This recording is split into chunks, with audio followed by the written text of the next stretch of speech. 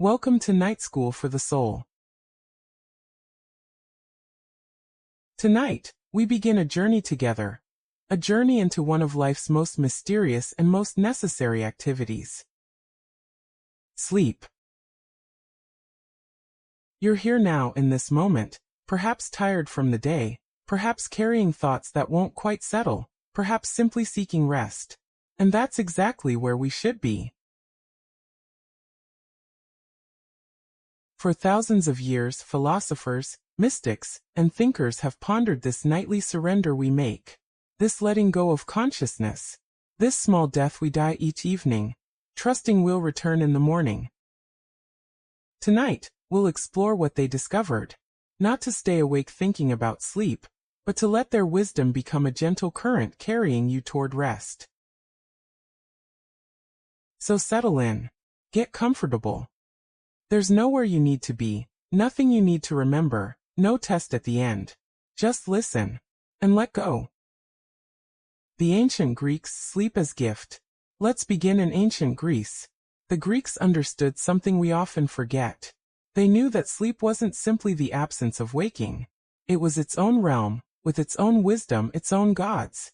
They called sleep hypnos, a gentle god, the brother of death, yes, but not frightening. Soft-winged, peaceful. He would touch your eyelids with a branch or sprinkle water from the river of forgetfulness, and you would drift away. Aristotle watched people sleep. He noticed how we surrender, how consciousness fades, and he wondered, where do we go? He believed that sleep restored the soul, that during our waking hours, our senses bombard us constantly, endlessly. Light and sound, texture and temperature. The thousand small sensations of being alive and aware, and the soul grows tired. Sleep, Aristotle thought, was the soul's chance to withdraw, to pull back from the world, to restore itself in darkness and quiet. Not an emptiness, but a fullness, a return to yourself. The Greeks also knew that sleep brought dreams, and dreams were messages, not always clear, often strange, symbolic, wrapped in the language of the unconscious. But meaningful. When you sleep tonight, you join this ancient tradition, this nightly return, this restoration that humans have needed and trusted for as long as we've been human. The Buddhist view, sleep as practice. Now let's travel east. In Buddhist philosophy, sleep holds a fascinating place. It's one of the few times when the busy, chattering mind, the mind that plans and worries and judges and remembers, finally quiets. The Buddha spoke of consciousness as having different levels. Waking consciousness, with all its thoughts. Dreaming consciousness, more fluid and strange. And deep sleep, where even dreams dissolve. Some Buddhist teachers called this deep sleep a glimpse of something profound. Not enlightenment, exactly, but close to it. A state where the ego, that constant sense of I, temporarily dissolves. Think about it. In deep sleep, where are you? You're not worrying, not planning tomorrow, not replaying today, not even aware that you exist as a separate self, and yet you're deeply at peace. The Tibetan Buddhists developed practices called dream yoga. The idea was to bring awareness even into sleep, to recognize dreams as dreams, to practice letting go even in that strange, shifting world.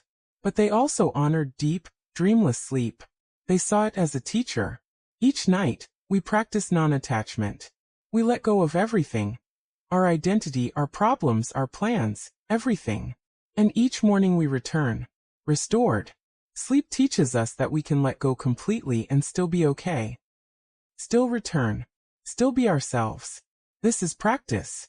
Every single night. The philosophers of rest, Montaigne and Nietzsche. Moving forward in time to the Renaissance, we meet Michel de Montaigne. Montaigne wrote essays about everything. Life, death, friendship, fear. And yes, sleep. He noticed something simple but profound. That we spend roughly a third of our lives asleep. A third. Imagine that. And yet, he said, we often treat sleep as wasted time. As something to minimize. To conquer. As if consciousness were the only state worth having. But Montaigne disagreed. He wrote that sleep was as much a part of being human as waking, that to deny sleep, to fight it, was to deny part of your own nature. He believed in living fully, and living fully meant resting fully. Centuries later, Friedrich Nietzsche, that fierce philosopher who questioned everything, also had thoughts about sleep. Nietzsche suffered from terrible insomnia, nights of pain and wakefulness.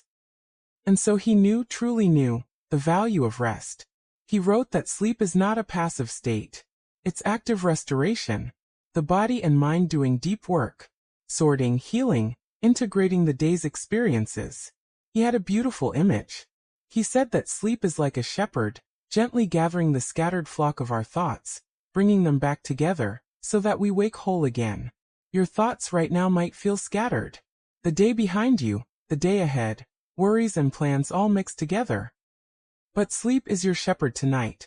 Trust it. Let it gather you back together. Modern understanding. The science meets the soul.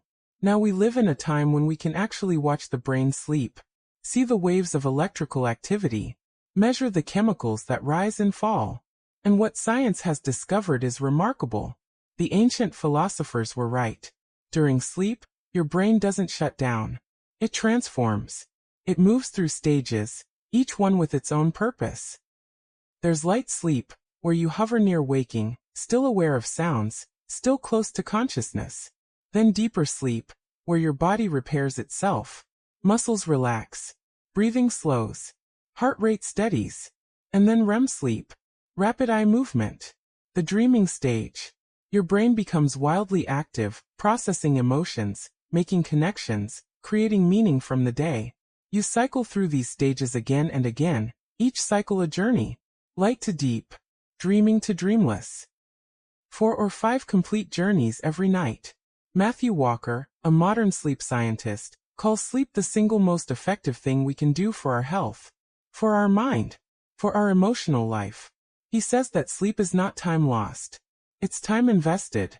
Every hour of good sleep is an investment in tomorrow's clarity, tomorrow's patience, tomorrow's joy. The ancient Greeks were right. Sleep restores the soul. The Buddhists were right. Sleep teaches letting go. Montaigne was right. Sleep is part of living fully, and science confirms what wisdom always knew. Transition to rest. So here you are now, ready to join this ancient practice, this nightly journey that every human being has taken since the very beginning. You don't need to do anything. Sleep will come. It always does when we stop fighting it. Think of sleep as a friend, not an enemy to battle, not a goal to achieve, just a friend who's been waiting patiently for you. Your only job now is to let go of today, of tomorrow, of the person you think you need to be. Just for now, just for tonight, you can be no one at all. Your breathing is already slowing. Your body is already growing heavier. The philosophers and mystics are here with you across centuries, all understanding, all honoring this simple, profound act. Surrender, rest, and know that sleep is not escape. It's return. Return to yourself, to wholeness, to peace. Let's continue this journey together into the gentle darkness where wisdom lives. The Taoists, sleep as natural flow. In ancient China, the Taoist philosophers had a different way of seeing things. They didn't see sleep as something to understand or achieve or master.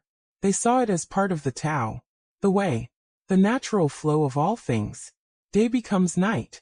Activity becomes rest. Waking becomes sleeping. Not because we force it, not because we try, but because that's simply how things move. Lao Tzu, the ancient sage, wrote about Wu Wei, non-doing, not laziness, but moving with the grain of nature instead of against it. Think of a river. It doesn't try to flow. It doesn't work at flowing. It simply flows, following the path of least resistance, finding its way naturally. Sleep is like this. When you try too hard to sleep, when you force it, you push it away. The more effort you make, the more elusive it becomes. But when you stop trying, when you simply lie down and allow, sleep comes. Naturally. Inevitably. Like water flowing downhill. The Taoists also understood that everything contains its opposite. Day contains the seed of night. Activity contains the seed of rest. In the midst of waking, sleep is already growing. You've been awake all day. And all day long, tiny by tiny, the need for sleep has been building in your body. Adenosine accumulating in your brain. Energy stores depleting.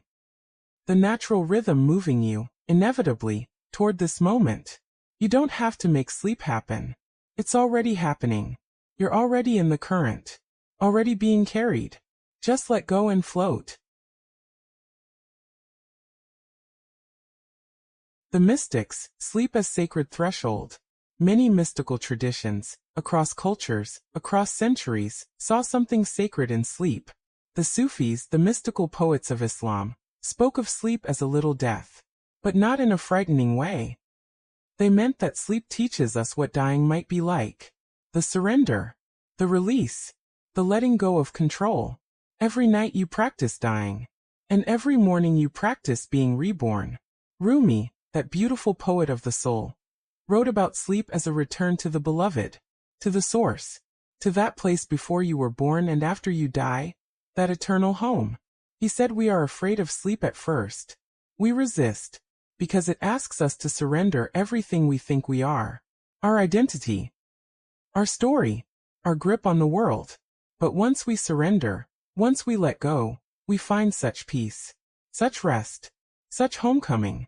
In the Christian mystical tradition, sleep was seen as a time when the soul could travel, when the boundary between heaven and earth grew thin, when God could speak in dreams and visions. Jacob, in the ancient story, fell asleep with his head on a stone, and he dreamed of a ladder stretching from earth to heaven with angels ascending and descending. When he woke, he said, "Surely God was in this place, and I didn't know it."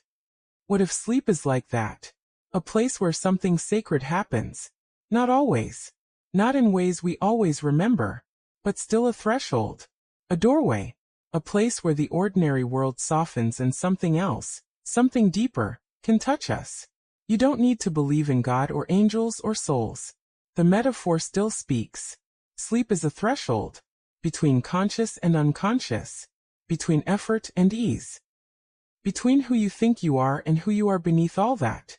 Tonight you cross that threshold. As humans have done forever. Trusting. Surrendering. Knowing somehow that you'll return. The existentialists sleep as courage. Now let's consider something surprising. That sleep requires courage. The existentialist philosophers, Sartre, Camus, Heidegger, they thought deeply about anxiety, about the weight of existence, about being a conscious creature in an uncertain world. And sleep asks something radical of us. It asks us to stop controlling, to stop planning, to stop protecting ourselves, to become completely vulnerable.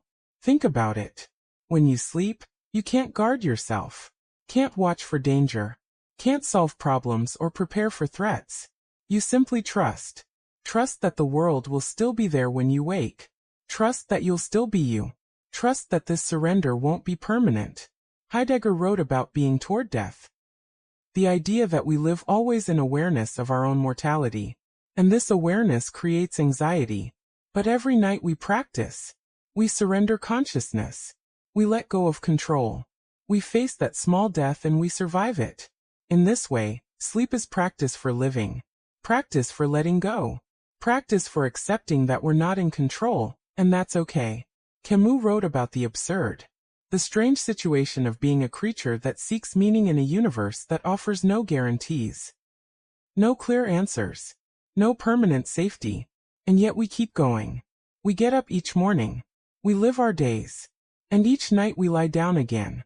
We close our eyes. We trust. That's courage. Quiet courage. The courage to be human. To accept vulnerability. To surrender, over and over again, into darkness. You're being brave right now. Just by being here. Just by letting go. Just by trusting that sleep will hold you and morning will come. Indigenous wisdom. Sleep as connection. Many indigenous traditions around the world understood sleep differently than modern culture does. They didn't see sleep as private, as individual, as just you, alone in darkness. They saw sleep as connection. To ancestors. To spirits. To the land. To the dreaming. The Aboriginal peoples of Australia speak of the dreamtime. A realm that's not quite past, not quite present, not quite future. A place outside of ordinary time where all things are connected. Where stories live. Where creation continues. And sleep is how you access it. Dreams are journeys. Messages. Connections to something larger than yourself. Native American traditions often saw dreams as sacred. As medicine. As gifts from the spirit world. Something to be honored. Remembered. Shared with the community. Sleep wasn't just personal restoration. It was collective wisdom. A way the whole community stayed connected to each other, to nature, to the sacred. Even if you don't share these specific beliefs, there's something beautiful in this view.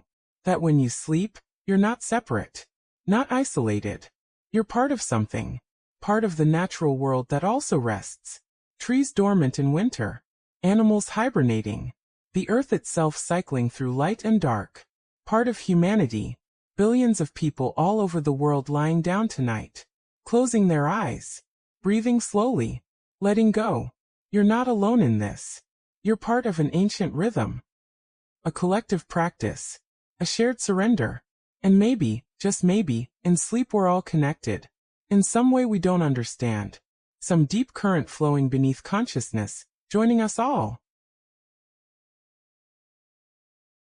Deepening into rest. All these voices, all these traditions, all these ways of understanding, and they all agree on something. Sleep is not empty. Not meaningless. Not wasted time. Sleep is restoration. Sleep is practice. Sleep is courage. Sleep is connection. Sleep is sacred. And you, right now, are doing something important. Something ancient. Something human. Your body knows how to do this. Your body has done this every night of your life. It knows how to slow down.